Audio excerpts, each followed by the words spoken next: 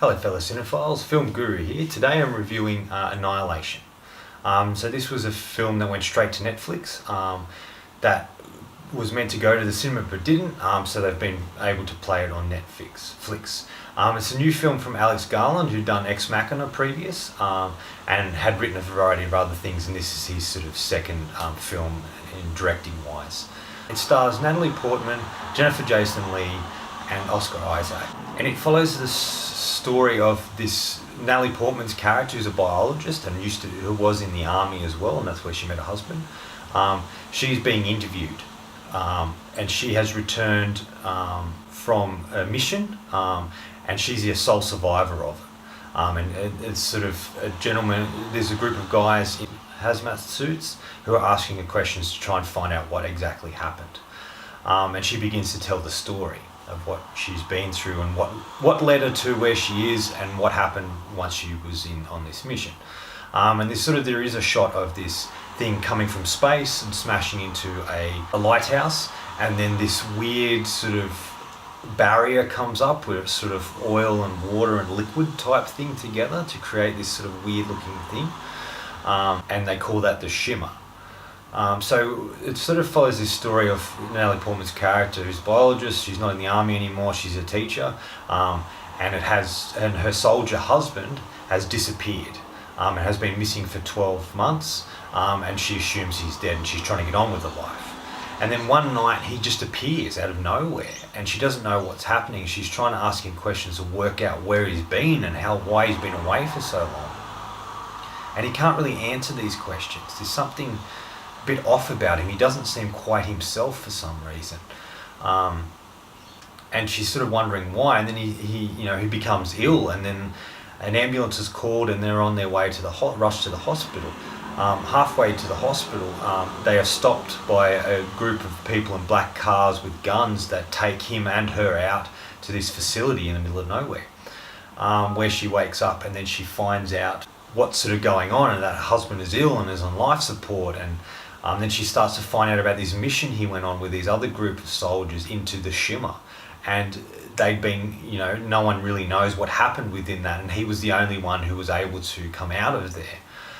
So she becomes interested in this and wants to know what's going on, decides to go in there. So she becomes part of a female team, and they go into the shimmer to work out what happened. The reason they choose a female team is it's always been males and they haven't come back, so they go, they send these females into this sort of shimmer to find out what exactly happened. So previous to them going to shimmer, the film is kind of interesting, setting up characters. You really feel for Portman's character, and you want to know what's going on as well. There's a real mystery and a real air to it, which Alex Garland always does.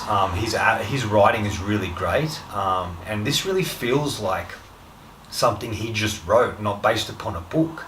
And he brings such uniqueness in his vision to it. It feels like Arrival, and our Arrival was a little slow and took its time, and this is sort of the same way, but there's a real interest and intrigue in that in the film. And so it cuts back between her talking about what's happening and then showing it, and then, so they go into the shimmer, and once they're in there, it's like time doesn't exist.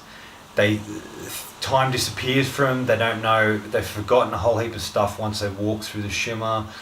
They wake up in strange places. They've been in there for a period of time, so the time within the shimmer is different to the time outside.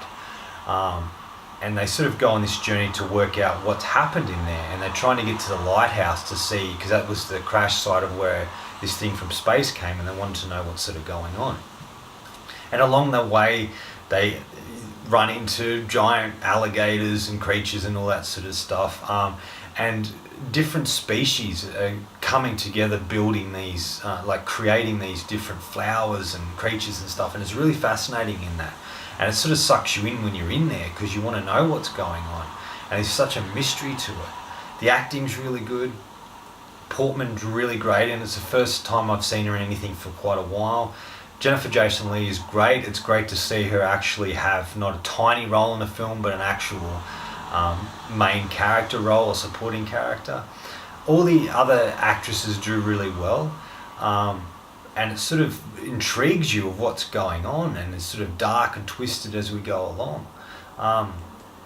And what is kind of interesting too, all the women have that go into the Shimmer as part of this team, they all have sort of issues. They all have things they're struggling with or had problems with, and that sort of affects them once they're in there, and has a different effect on how the outcome is of what happens to them. And Portman's the only character really who really wants to get out of there. You know what I mean? She goes in there to find out what happened to her husband, but she really wants to leave. Where the others don't seem to want to. And the world's really well done. It's beautifully shot. It's very interesting colours. The design of the creatures and the flowers and the terrain within that is really great. And as they go along this journey, more bits and pieces are revealed. And when you get towards the end of the film, I don't want to give too much away if you haven't seen it, but when you get towards the end of the film, it goes in this different direction, but it's really interesting the way it goes. You don't quite know what's going to happen, and it becomes sort of a spiritual thing, and it sucks you in. It's quite powerful and very highly intelligent concepts that Garland is brilliant at, and I want to see more of his stuff. I think he's a really great and interesting and exciting director who's trying different things and creating an interesting worlds and characters. And as usual, like Ex Machina, it sort of has an ambiguous ending. It doesn't sort of tie things up, but it's sort of, this stuff a little left hanging, which I kind of liked, because I get sick of the, tied up in a nice bow tie type thing and nice bow and it's all done and pretty and stuff. But films and life aren't like that. It's good to sort of see that. The design of things are amazing. It's well shot. It intrigues you. The science is really interesting, what they're talking about there, and cross-pollination and different species evolving. There's even sort of plant people that is created with that, which they go into how that's sort of done. I don't want to sort of give too much away, so I'll try not to go into too depth about it. But it was really refreshing and interesting, and I really enjoyed it. And I just wanted to know, I wanted to go on the journey with them and see what happened. Final verdict, if you like something that's a little different, you like a bit of sci-fi, a bit of horror-ish sort of concepts, you may really enjoy this. It sets up some really interesting characters and really interesting ideas. It's beautifully shot, well acted, and it's very interesting the way it unfolds. And you want to see sort of what happens, and it sort of takes you by surprise with the things that they encounter and experience within that, within what's called the Shimmer. I'm going to give this 4.5 out of 5. I thoroughly enjoyed it, and I would watch it again. There's a lot in it, and I'd like to know a bit more about it and sort of analyse it a bit more as we go along. Anyway, that's enough from me today. If you've enjoyed what you've seen here today, please hit subscribe down the bottom, and until next time, enjoy the movies.